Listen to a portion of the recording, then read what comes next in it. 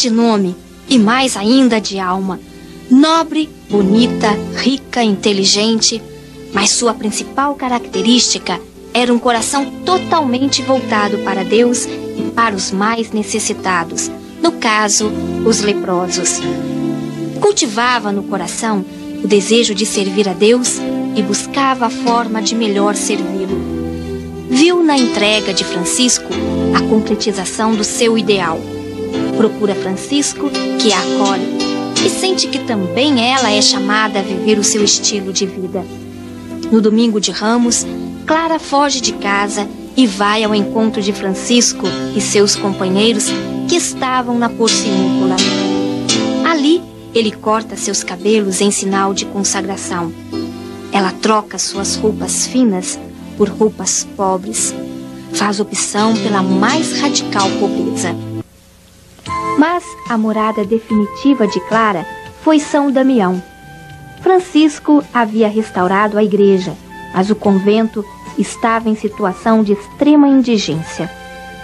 Ali, tudo falava de pobreza. A nudez das paredes, os muros, as rústicas tábuas do pequeno coro, a escada íngreme que levava ao dormitório, um grande quarto nu e frio. Era o convento mais pobre, a verdadeira cidadela da santa pobreza.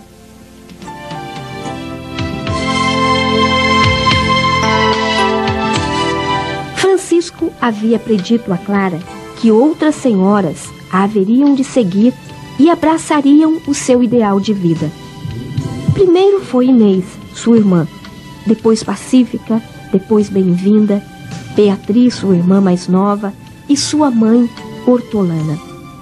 Nasceu assim em São Damião a segunda ordem franciscana, o ramo feminino das senhoras pobres, ou melhor, como Clara preferia, Irmãs Pobres de São Damião. Neste refeitório, seu alimento era moderado e austero. Alimentavam-se de pão e legumes. O vaso de flores indica o lugar de Clara.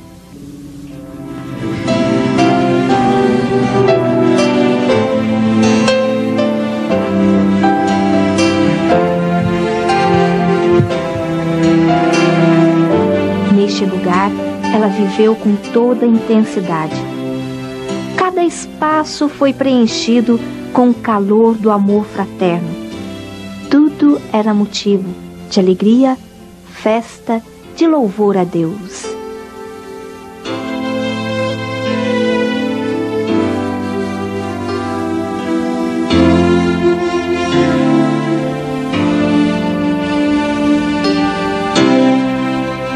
No verão de 1241, Assis estava assediada pelas tropas de Frederico II. O povo estava fechado dentro dos muros da cidade. Clara e suas companheiras estavam sós, à inteira mercê dos invasores. Clara convidava as irmãs a terem fé.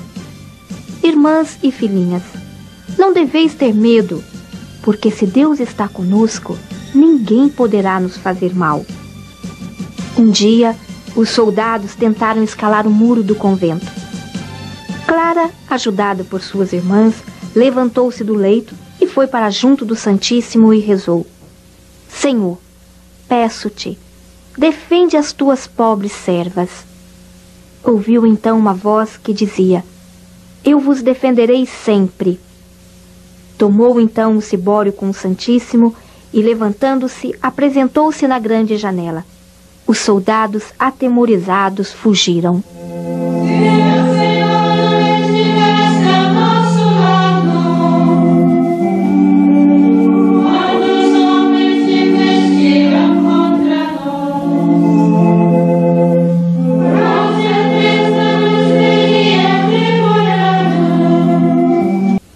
Confiando em Jesus na Eucaristia, Clara de Assis, ela expulsa os sarracenos, porque a sua confiança estava no Santíssimo Sacramento.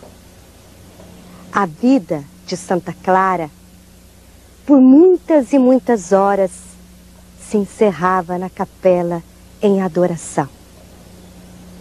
Clara e Francisco tinham a mesma vocação. Ela, com as suas irmãs, viviam na oração e na contemplação.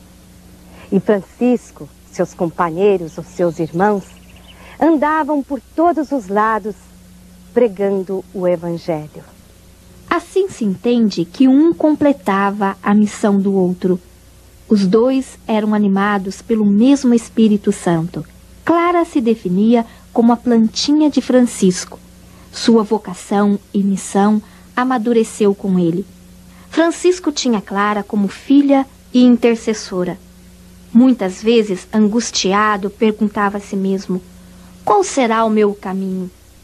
E para tirar toda dúvida, decidiu dirigir-se a Clara. Seria ela a segura mensageira da vontade de Deus. Chamou Frei Maceu e lhe disse: vai à irmã Clara e dize-lhe que reze ao Senhor para que ele lhe revele o que for melhor para mim, pregar ou rezar. Clara se recolheu em oração diante do crucifixo que já havia falado a São Francisco. E a resposta foi explícita: diga ao Pai que Deus não o quer como eremita, mas pregador do Evangelho no mundo. Cada viagem, cada ação apostólica de Francisco eram seguidas e sustentadas pela oração de Clara.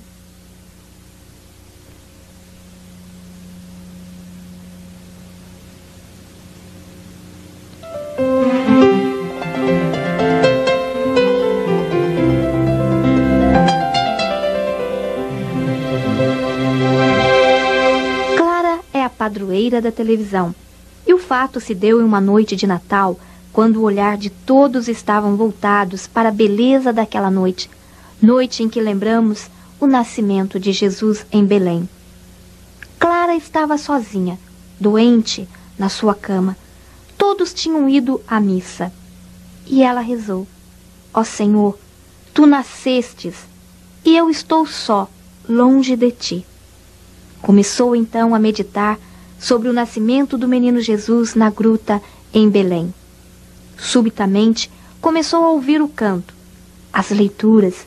Depois, como na televisão, viu tudo o que estava acontecendo na igreja.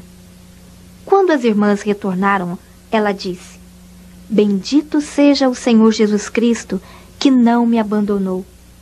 Ouvi realmente, pela graça de Cristo, todas as funções que esta noite se celebraram na igreja. Foi este fato que moveu o Papa Pio XII a declarar Santa Clara padroeira da televisão, no dia 14 de fevereiro de 1958.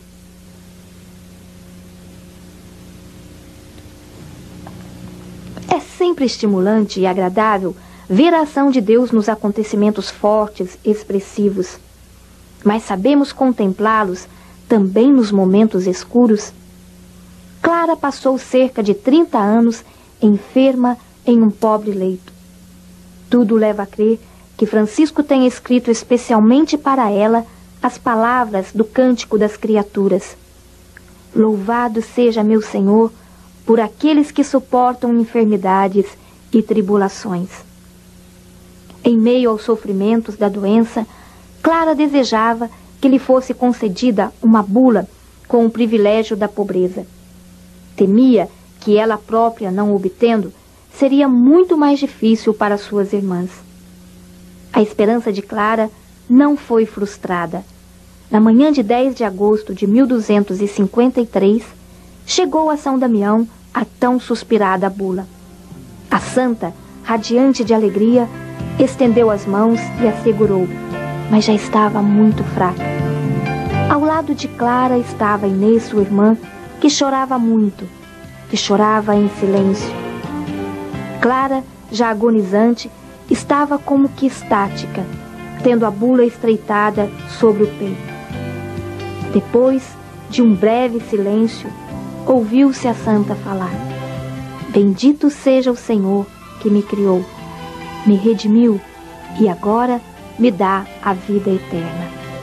Era o dia 11 de agosto de 1253, a hora do pôr do sol.